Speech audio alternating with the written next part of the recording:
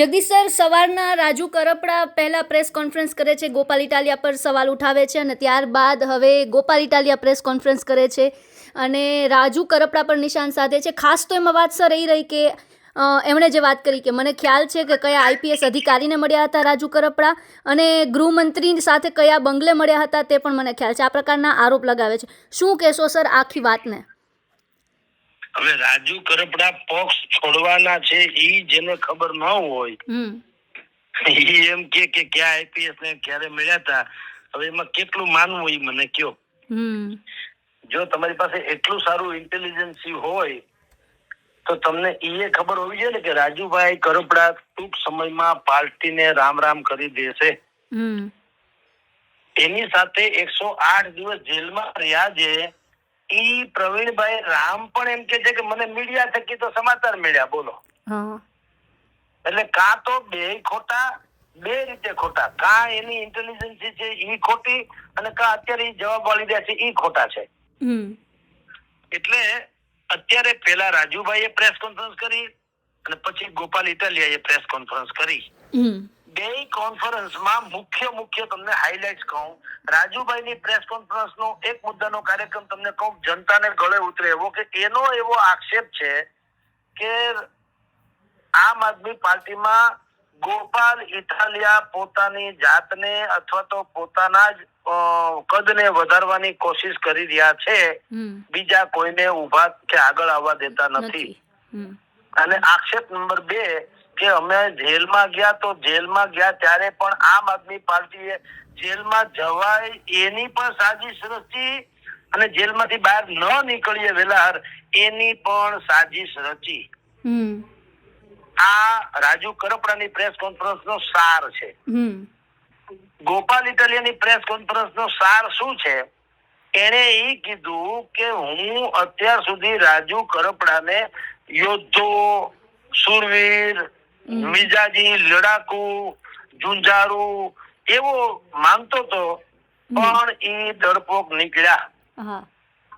જેલમાં જવાની બીકે ઈ પાણીમાં બેસી ગયા.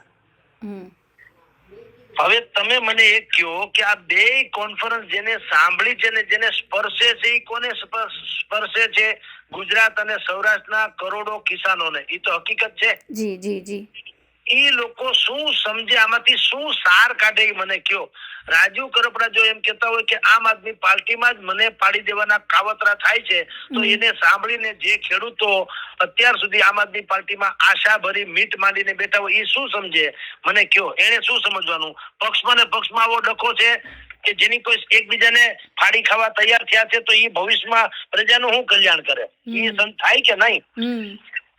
અને ગોપાલ ઇટાલિયાએ જે આક્ષેપ કર્યો કે રાજુભાઈને હું બહુ મરદ માણસ માનતો તો નહીં, તો હવે આમ ને તેમને ડરપોક નીકળ્યા, તો પ્રજા એવું ન સમજે કે ભલામણ તમને જયારે એવી ખબર હતી કે રાજુભાઈ કરપડા ડરપોક છે અથવા એની ઉપર કેસ છે ને એ ડરપોક વાતો કરી રહ્યા છે, તો તમે જાહેર કા ન કર્યું? હવે નીકળી ગયા ત્યારે તમે કહો છો. માની લો કે ન નીકળ્યા હોત તો તમે એને શેર તરીકે જ અમારી સામે પ્રસ્તુત કર્યા હોત ને. એટલે તમને ખબર છે કે આ સિંહ નથી, તોય તમારે જો તમારા પક્ષમાં રહે તો એ સિંહ ત્યાંથી નીકળે તો શિયાળિયું. એમ રાજુભાઈ કરપડા પણ કે ગોપાલ ઇટાલિયા સહિતના લોકો મારી પર કાવતરા કરતા હતા. ઈ તમને હવે જેલવાસ થયો ત્યાં સુધી ખબર ન પડી કે કાવતરા કરે છે અને કરતા હતા, તો પેલા તમે એને જાહેરાત શું કામ ન કરી કે હાઈકમાન્ડ ને કહીને એનો ફેસલો શું કામ ન કરાવડાયો? એટલે જે કરોડો લોકો આ બંનેના સમર્થકો છે એને આજે આઘાત અનુભવ્યો, એમ મારું કહેવાનું છે.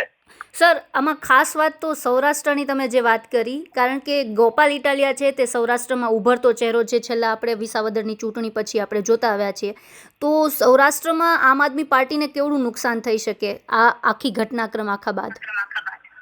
બસ હવે તો જે કઈ છે ને, એક આઈના સાથ था सो टूट गया, अब खुद से अगर शर्माओ तो क्या, जब देखने वाला कोई नहीं, जल जाओ तो क्या, बुझ जाओ तो क्या.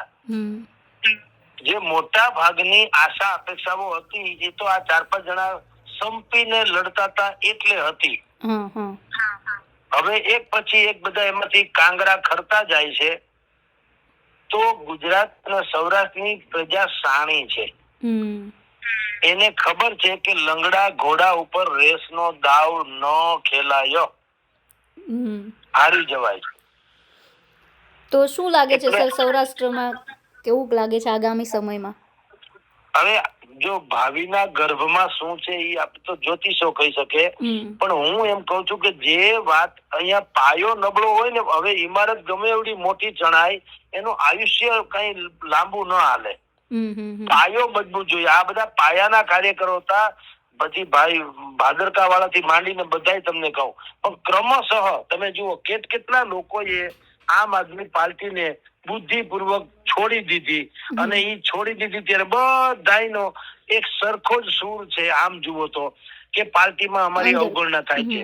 હું તમને કહું, ભીમાભાઈ ચૌધરી ઠાકોર, ઉમેશભાઈ મકવાણા ધારાસભ્ય હતા, ઈ કોળી, રાજભાઈ ઝાલા ક્ષત્રિય રાજકોટના છે ઈ, જગમલભાઈ વાળા આહિર, મહિપતસિંહ ચૌહાણ ખેડા, કરશનદાસજી ભાદરકા આહિર, કરશનભાઈ કરમુર એ પણ આહિર, આ બધાય લોકો જે છોડી ગયા એ બધાયની એક મુદ્દાનો કાર્યક્રમ છે કે પાર્ટીમાં બધું હિટલર શાહી જેવું કે તાનાશાહી જેવું હાલી રહ્યું છે, નાના માણસોની કદર નથી કરતા, તો નાના માણસોને આગળ નથી આવવા દેતા, વગેરે વગેરે.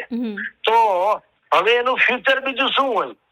તમારા તમામ એટમ બોમ્બ જો સુરસુરિયા સાબિત થાય તો પછી એમાં ક્યાં ધૂમ ધડાકાની અપેક્ષા જ ક્યાં રહીએ? એટલે વાત જે છે એ એવી છે કે આખી સૌરાષ્ટ્ર ગુજરાતમાં, ખાસ કરીને સૌરાષ્ટ્રમાં બહુ હતું, આમ આદમી પાર્ટીને બહુ લોકો આશા અપેક્ષાની નજરે જોતા હતા. એને એની નાવ ડૂબવી, એમાં પાછું પ્રજા કઈ ખોટી નથી પડી, પ્રજાને તો હતું જ કે આ કઈક કરશે, પણ આ જે ભીતરી અહમનો ટકરાવ જે છે, ઈગો ક્લેશ જેને કહેવાય, એને દિલ કે અરમાં આંસુ મેં બળગે એના જેવું કામ કરીને બતાવ્યું. બિલકુલ સર, અમારી સાથે જોડાયા, સમગ્ર માહિતી આપી તે બદલ આભાર સર આપનો. નમસ્કાર.